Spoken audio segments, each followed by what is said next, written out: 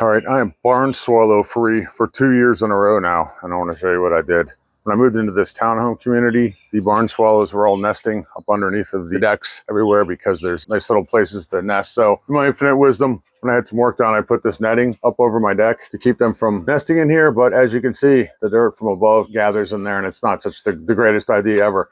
And then I had to put a dryer vent in right there. When I put the dryer vent in, I had to cut an opening in right there. They were actually nesting up underneath it here. So I found a solution that works for me, and it cost absolutely pretty much nothing.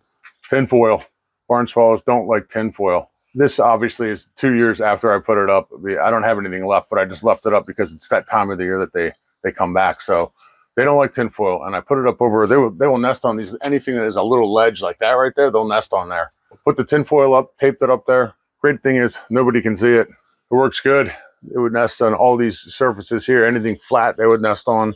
And I would actually make little tinfoil cones and put it up like over the lights when they were nesting on there. But I don't have to now because they gave up and went to my neighbors' houses. Thank you, barn swallows. Let me show you another place I put it up. Here's the other place. You can see, looking out of my house right here, nobody can see this. None of the neighbors can see this. But they would nest on this ledge right here, which is about 2 inches. They built a nest right up on here. So I literally just taped tinfoil up. This tinfoil has been up here for 2 years. And I have no barn swallows anymore. They would nest on these things right here, up on that ledge, up on that light, and now they can't. So I would just hang, took some tinfoil off, taped it up, no more barn swallows. They all moved on to their neighbors' houses, and I'm really grateful for that. So there you go, 10-cent solution, tinfoil.